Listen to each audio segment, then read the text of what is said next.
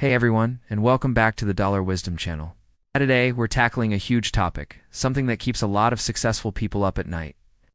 You've worked hard, you've built something amazing, maybe a business, maybe significant savings. But now you're looking at your kids, at the next generation, and a question starts to creep in. Will this wealth be a launch pad for them, or a hammock? Will it empower them, or spoil them? This isn't just about money. It's about your legacy. You've all heard the phrase, more money, more problems.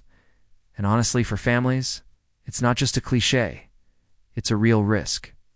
Handing down a significant financial inheritance without a framework of values and purpose can be a recipe for disaster.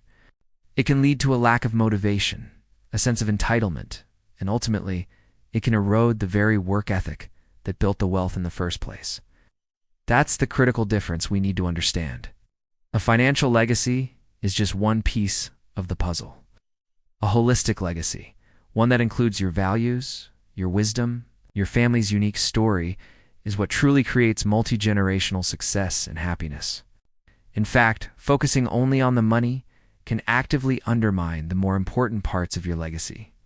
So how do we build something that lasts far beyond the bank account? Let's dive in.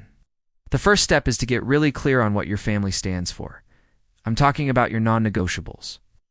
Beyond the income statements and investment portfolios, what truly matters to you? Is it integrity, resilience, a deep sense of gratitude?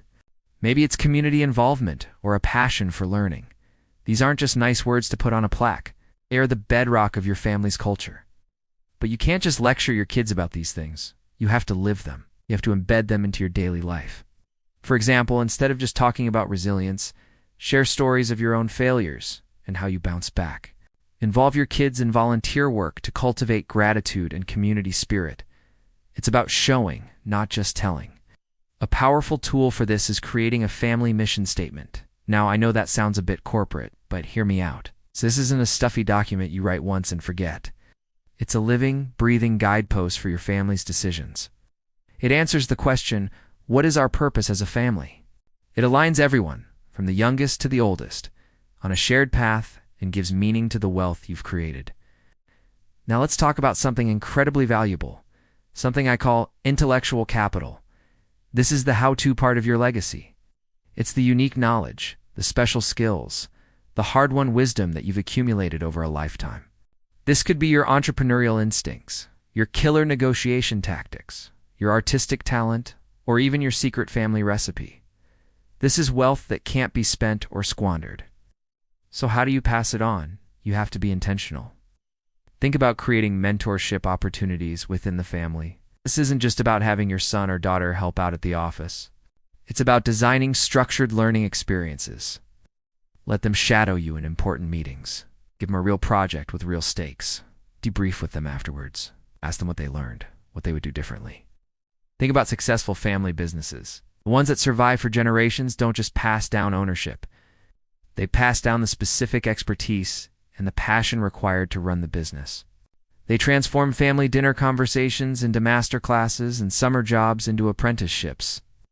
This conscious transfer of knowledge is what turns an inheritance into a true endowment of capability. One of the biggest fears for any parent of means is the trust fund trap. It's that subtle, creeping danger of unearned affluence. When life is too easy, it can extinguish the fire in the belly. It can create entitlement, a lack of drive, and a profound erosion of purpose.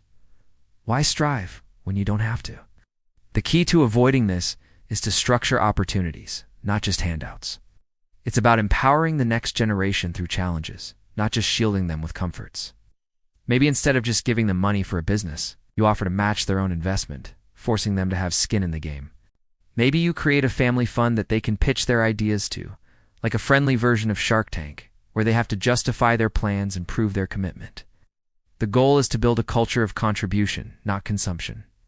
Encourage them to find their own way to give back, to use their resources and talents to make a positive impact on the world. When they feel like they are part of something bigger than themselves, when they are contributing to the family's legacy and to society, that's when you build character that is stronger than any market downturn. So, what does this all look like in the real world?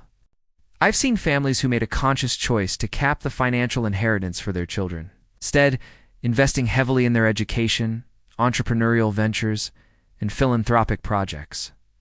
The result? The next generation wasn't just wealthy. They were resourceful, innovative, and deeply engaged citizens.